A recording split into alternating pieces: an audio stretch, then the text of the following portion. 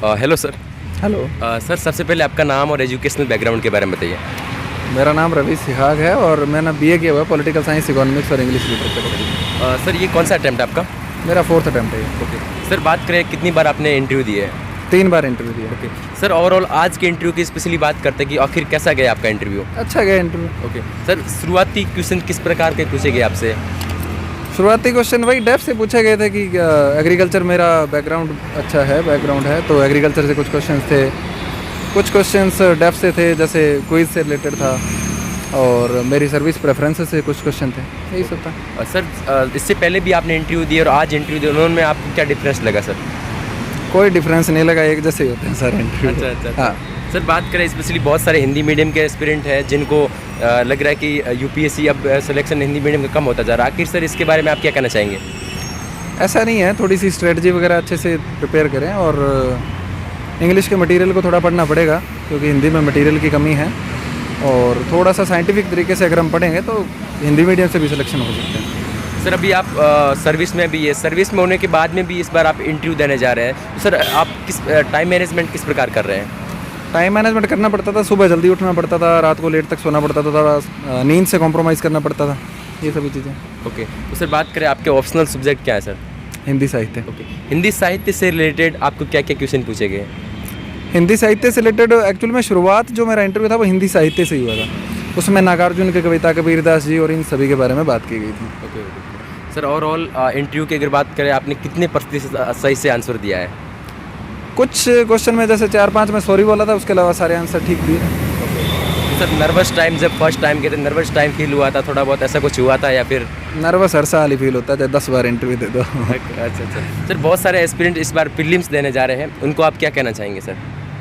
Prelims के लिए जो तुम बेसिक पढ़ रहे हो उस पर स्ट्रिक्ट रहो, फालतू के बहुत ज़्यादा अभी इस टाइम पे बहुत ज़्यादा रिसोर्सेज को फॉलो मत करो। करंट को वेटेज दो, मगर इतना भी नहीं कि करंट सारा दिन पढ़ते रहो।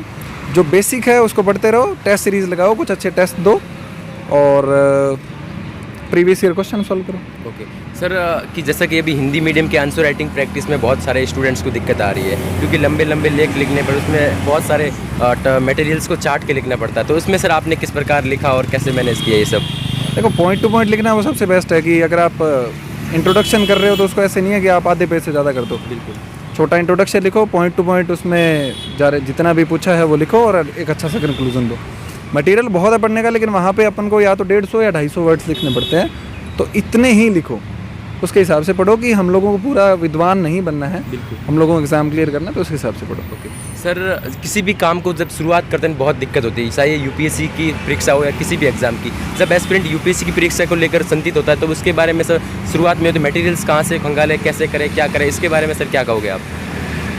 मटेरियल NCERT को शुरुआत करो, उसके अलावा कोई भी एक जो ऑथेंटिक मटेरियल मार्केट में अवेलेबल है उसको पढ़ो, और उसी पे स्ट्रिक्ट रहो। ऐसा नहीं है कि बार बार मतलब 2 नावों में सवार नहीं होना है। करंट पढ़ रहे हो तो एक मैगजीन पढ़ लो, कोई भी पढ़ लो। ओके सर, जैसा कि आपने NCERT बताया, बहुत सारे टॉपर्स बताते हैं कि सारी NCERT पढ़नी चाहिए, कोई बड़े सेलेक्टिव NCERT बने, तो सर आपने कौन कौन सी NCERT पढ़ी? मैंने हिस्ट्री की, ज्योग्राफी की, इकोनॉमिक्स की, ये मेन 3 NCERT पढ़ी थी। ओके तो सर स्पेशली अब एस्पिरेंट्स जो हिंदी मीडियम के देख रहे हैं, उनको किन किन गलतियों से इस यूपीएससी की जर्नी से बचना चाहिए? देखो, मार्केट में बहुत सारा मटेरियल अवेलेबल है, सारों को नहीं पढ़ना है। जो बेसिक चीज़ें हैं NCERT वगैरह, उन पर फोकस रखो, टेस्ट पेपर लगाओ, और बहुत ज़्यादा लोगों से राय मत लो। मैं भी बता रहा हूँ तो इसको भी ब्लाइंडली फॉलो मत करो, अपना दिमाग यूज़ करो कि क्या यूपीएससी पूछ रही है, किस तरीके से उसमें क्वेश्चंस आ रहे हैं, उसके हिसाब से प्रिपरेशन करो। ओके सर, इसमें कोचिंग कितना मायने रखती है? कोई टॉपर्स बता रहे कोचिंग आपको एक सही गाइडेंस की ओर लेके जाती है, कोई बोलता है कि इसके टाइम वेस्ट होता है, तो इसके आपके क्या मायने हैं सर इसमें? अगर तुम्हारा बिल्कुल बेस ज़ीरो है, कोचिंग कर सकते हो, अगर सेल्फ करनी है तो सेल्फ भी कर सकते हो, दोनों अच्छे हैं। ओके तो सर आपने की होगी सर कोचिंग, तो इसमें आपसे कोचिंग के कितना बेनिफिट हुआ करने से? देखो, मेरा ऑप्शनल था हिंदी साहित्य, उसकी कोचिंग की थी और उसका अच्छा बेनिफिट मुझे मिला। सर शुरुआत में जब नोट्स बनाते हैं तो बहुत नोट्स लेंथी हो जाते हैं, तो उनको किस प्रकार मैनेज करें एक शॉर्ट नोट्स की तरह? शुरुआत में नोट्स बनाने ही नहीं चाहिए ना, इसीलिए तो मैनेज होगा।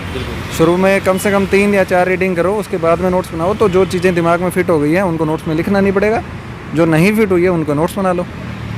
सर रसिया यूक्रेन से जो तनाव के बीच में चल रहा है उसमें उससे रिलेटेड कुछ पूछा गया? ठीक है। नहीं, रसिया यूक्रेन से कुछ भी नहीं पूछा गया। Okay sir, thank you sir time देने की।